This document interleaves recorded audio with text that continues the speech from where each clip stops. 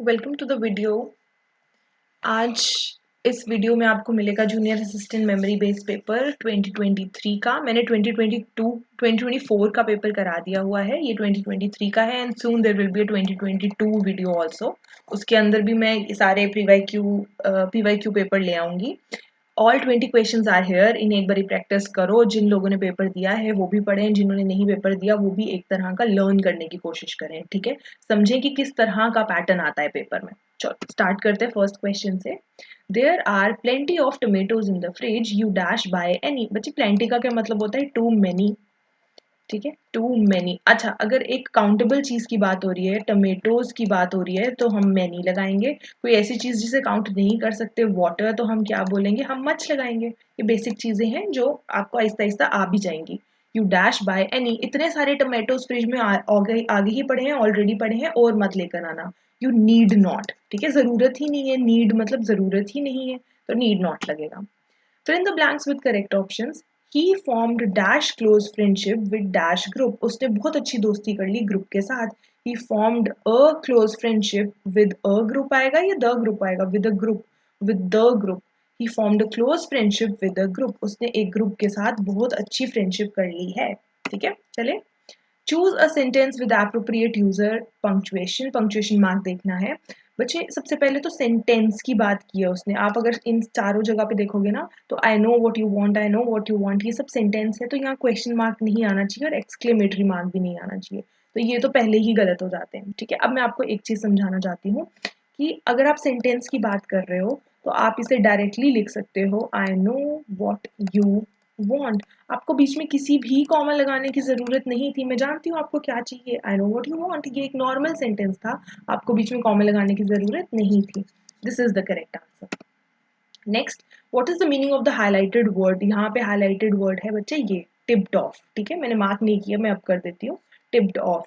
Shobraj could be easily arrested because the police were tipped off in advance. Sobhraj तो easily arrest हो जाता क्योंकि police को तो पहले से ही टिप मिल गई है, और टिप मिलने को क्या बोलते हैं? Advance information. पहले से ही इन्फॉर्मेशन मिल गई है। नेक्स्ट क्वेश्चन पे चले. Fill in the blank with appropriate word. He has a dash for writing. Writing में उसके अच्छे skills हैं, उसके अच्छे skills हैं writing में. बच्चे फ्लेयर का मतलब होता है जब फायर की एकदम ऐसे फायर बहुत ज्यादा भड़क जाए, हम उसे फ्लेयर कहते हैं, ठीक है। ये फायर से रिलेटेड है. फ्लेयर्स और फ्लेयर्स बच्चे ये तो सिंगुलर में लिखा है, और ऊपर वाला वर्ड इसी का प्लूरल में लिखा हुआ है और कुछ नहीं है। और फ्लेयर फ्लेयर्स का मतलब क्या होता है? स्किल्स होना, ठीक है। तो यहाँ पर आएगा फ्लेयर. एस नहीं लगा देना है. He has a flare for writing. और बच्चे ये जो फेयर है इसका क्या मतलब है? जब भी हम किसी जर्नी पे जाते हैं तो कुछ पेमेंट करते हैं ना उस जर्नी पे जाने के लिए, ये उसकी पेमेंट है, ठीक है. The railway track runs dash the river. बच्चे ये रिवर बह रही है, ठीक है, और रेलवे ट्रैक जो है वो उसके अक्रॉस है, ये रहा, ठीक है, उसके अक्रॉस है. यहाँ से शुरू होके वहां पर खत्म हुआ, तो रेलवे ट्रैक क्या हुआ? अक्रॉस हुआ. चले. The market is nearer to them. यहाँ पर रुक जाओ. उन लोगों के घर के पास है मार्केट, हमारे घर के पास नहीं है.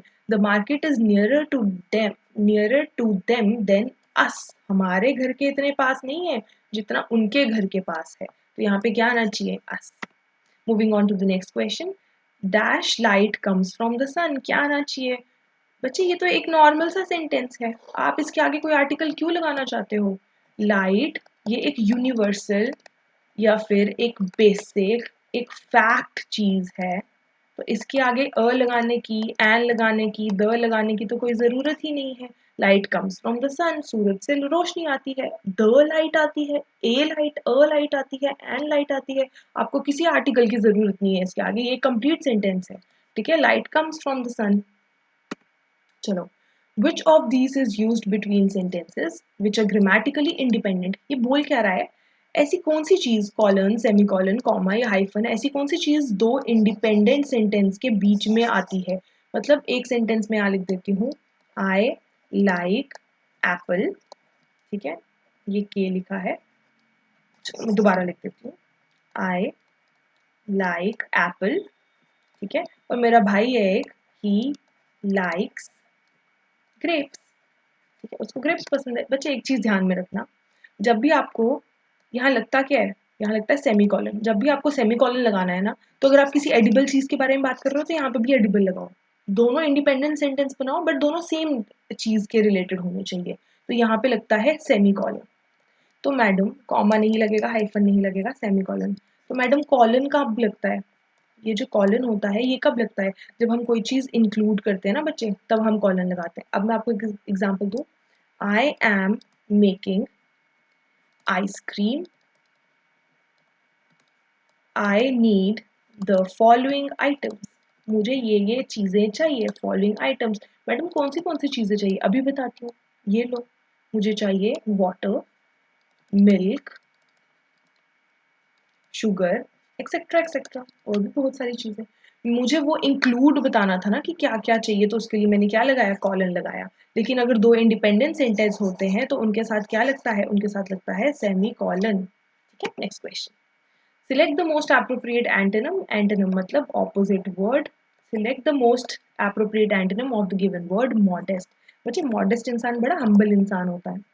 ठीक है, सबकी हेल्प करने वाला, ज्यादा गुस्सा नहीं करता है, शांत रहता है, उसे मॉडेस्ट कहते हैं।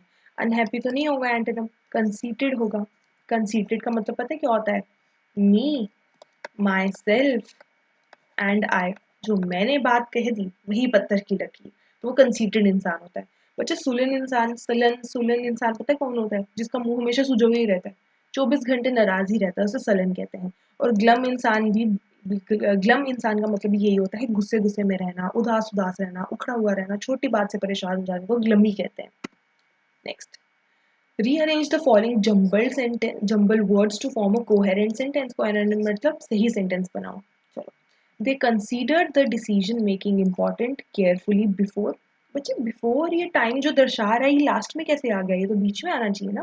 बिफोर तो लास्ट में आना ही चाहिए। यहाँ पे भी लिखा है, इसको भी क्रॉस कर दो। यहाँ पे भी लिखा है, इसको भी क्रॉस कर दो। Automatically you have an answer, सी।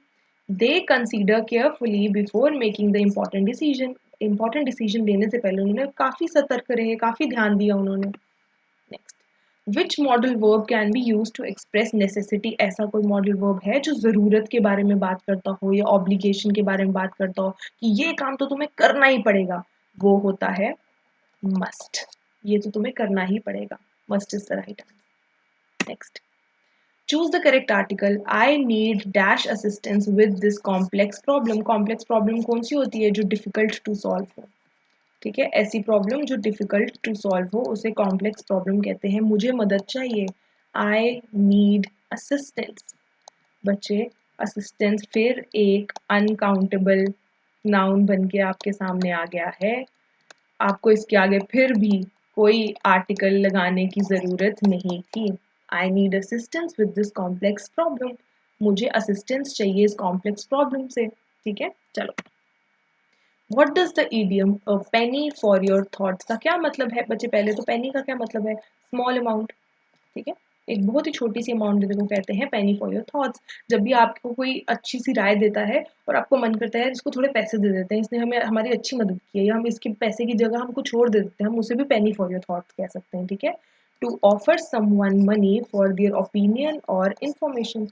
मुझे अगर कोई अपना थॉट बताता है कि ऐसे ऐसे करने से ये हो जाएगा और मैं सिर्फ उसको कोई चीज गिफ्ट ही कर दूं, तो भी मैं बोल सकती हूँ just treat it as a penny for your thought. ठीक है, चलो। Identify the grammatical error in the sentence. गड़बड़ क्या है सेंटेंस में? द कमेटी आर, गड़बड़ तो यही है, कमेटी के साथ आर नहीं लगना चाहिए, इज लगना चाहिए। ठीक है, ये तो अनकाउंटेबल सा नाउन है, ये तो अनकाउंटेबल नाउन है, उसके आगे आप आर नहीं लगा सकते, उसके आगे लगता है सिंगुलर हेल्पिंग वर्ब। यहाँ पे गड़बड़ है। ठीक है, नेक्स्ट क्वेश्चन। अच्छा, ये आ गया है आपके लिए रीडिंग कॉम्प्रिहेंशन। पढ़ना इसे शुरू करते हैं। आई होप आपको ये क्वेश्चंस दोनों दिख रहे होंगे, फोटोग्राफ ना आ रही हो मेरे बीच में। The modern day student is extremely dash with technology. आजकल के बच्चे टेक्नोलॉजी से बहुत वाकिफ हैं। हिंडर्ड है, हिंडर्ड तो रुकावट होती है, नहीं। डिस्कनेक्टेड नहीं है, ड्रेररी नहीं है, वो सेवे है, SAVVY। बच्चे सेवे का मतलब होता है किसी चीज में घुस जाना, ध्यान उसी में लगा देना, बिल्कुल उसी में डूबे रहना, उसका अब आपको एक्सपर्टीज मिल गई है। इसका बड़ा अच्छा सैनोनिम है एक्सपर्टीज हासिल कर लेना। ठीक है, उस चीज में आप बेस्ट हो चुके हो। आगे चलें। They do read quite a bit. थोड़ी थोड़ी पढ़ाई वो करते हैं बिकॉज ऑफ सोशल मीडिया के लिए। While their writing skills may not be top notch, उनकी राइटिंग अच्छी नहीं होती। They do write courtesy dash affinity to various platforms on the internet. पर वो लिखते नहीं है हाथों से कुछ भी, या फिर अपनी स्किल्स को भी टाइप नहीं करते। क्यों? क्योंकि वो कहीं से कॉपी कर लेते हैं। तो उन्होंने कर्टसी किसको कहा है? उसने कहा है डियर कर्टसी। ठीक है, कर्टसी टू दियर एफिनिटी। ये जो इतने सारे प्लेटफॉर्म आ गए ना भाई, इनकी वजह से तो सब खराब ही हो गया है, बच्चों को तो कुछ लिखना ही नहीं आता। However one skill that has been dash affected is listening skills. आगे चलते हैं। एक ऐसा स्किल, कहाँ गया? However, one skill that has been dash affected is listening skill। एक ऐसा स्किल जिसने listening skill ही खराब कर दी है। However, one skill thoroughly has been affected is listening skill। एक ऐसा स्किल जिसने जिससे listening skill पूरी खराब हो गई है, वो है however one skill that has been thoroughly affected, जो बहुत ज़्यादा खराब हो गया है, वो कौन सी है? listening skills। They are extremely poor dash listener। बच्चे यहाँ पर देखना एक बारी, एक होता है पैसिव लिसनर जो बात को ना इतने ध्यान से नहीं सुनता, और एक होता है एक्टिव लिसनर जो बहुत ध्यान से सुनता है। वो बोल रहे हैं आजकल ये लोग एक्टिव लिसनर रहे ही नहीं है, आजकल ये पैसिव लिसनर बन गए हैं। तो वो क्या नहीं रहे? वो आजकल एक्टिव लिसनर नहीं रहे। If this issue is not addressed, अगर इस इशू पे ध्यान नहीं दिया, what we may be heading to in the future, हम किस ओर जाएंगे फ्यूचर में, is a huge chunk of people across the globe with poor skills of listening and a huge number of passive listeners। कोई हमारे ध्यान से बात सुनेगा नहीं, इतना चंक होगा ना लोगों का, चंक मतलब इतने ढेर में लोग होंगे ना जो कभी एक दूसरे की बात सुनते ही नहीं होंगे, वो अच्छे लिसनर होंगे ही नहीं, वो पैसिव लिसनर बन जाएंगे। रिसर्चर्स कहते हैं listening is the prime ingredient for empathy. अब एक दूसरे की बात को सुनने को बहुत ही अच्छी अच्छी चीज़ कहते हैं, एक प्राइम चीज़ कहते हैं, इसी से एम्पैथी जागती है, एक दूसरे के लिए प्यार स्नेह जागता है। And the world will be in extreme poverty. किस चीज़ की पॉवर्टी बच्चे? वो भुखमरी की बात नहीं कर रहे, पॉवर्टी लिखा हुआ आगे, in terms of the number of dash on the planet, in numbers of characters. बातें, characters on the planet, planet के ऊपर कैरेक्टर्स ही नहीं बचेंगे, बातें ही नहीं बचेंगी, इंसान ही नहीं बचेंगे जो एक दूसरे को बात शेयर कर सकें। ठीक है, how quickly we have completed how quickly we have completed our 20 questions। हमारे 20 क्वेश्चन सॉल्व हो चुके हैं। आई थिंक बहुत ही कम टाइम में हमने 20 क्वेश्चंस किए हैं। जज करो कि 20 में से आपके कितने मार्क्स आए। And somebody who has seen this question paper of 2023 for the first time, आप देखो आपको क्या समझने को मिला। आपको पैटर्न समझ में आया कि किस तरह के क्वेश्चन आते हैं और आगे आपके पेपर में किस तरह के क्वेश्चन आने वाले हैं। हमको बस इस पैटर्न पे ही रहना है, इस पैटर्न पे ही स्टिक करना है। मैं आपके लिए 2022 का भी पेपर ढूंढ के रखने की कोशिश करूंगी और उसे भी सॉल्व कराऊंगी। Just wait for my video. अब प्लीज़ सब्सक्राइब करो, लाइक करो, शेयर भी ज़रूर करना और अपना नोटिफिकेशन बटन ऑन रखो, ताकि जब भी सुबह सुबह वीडियो आपको मिल जाए, तो पॉपअप मिल जाए, तो आप सोते सोते या अभी बेड पे ही हो आराम से उस वीडियो को ऑन करो, मज़े से वहीं पे सुन लो। 30 मिनट से भी कम में ये वीडियो बन जाती है। अगर आप 1.5x पे भी सुन लोगे तो आप इजीली आज के दिन का टॉपिक एक एक एटलीस्ट एक चेकलिस्ट एक चीज़ टिक हो जाएगी कि हाँ मैंने इंग्लिश का एक मॉक टेस्ट लगा लिया। एक मॉक टेस्ट की तरह तो ट्रीट कर ही सकते हैं हम इस वीडियो को कि मैंने एक प्रीवियस ईयर पेपर का मॉक टेस्ट लगा लिया हुआ सुबह का इंग्लिश का, तो you will feel a little happy कि आज का सुबह का इंग्लिश का थोड़ा सा मैंने काम कर लिया हुआ है। तो don't forget to like share and subscribe this video. इससे मुझे थोड़ी मोटिवेशन होती है कि नहीं, मुझे बच्चों को ऐसे ही लगातार और पढ़ाते रहना है। और पुराने पुराने पेपर्स यानी कि 2022 से बाद के पेपर्स जो आए हैं 21, 22, 23, 24, और अगर 25 का पेपर आ जाता है तो मैं आपको करवा दूंगी, ताकि आपके पास सारे के सारे PYQs रेडी हो जाएं। ठीक है, तो thank you so much for watching the video and please stick to me और मेरे साथ रहिए और वीडियोस वॉच करते रहिए। Thank you so much.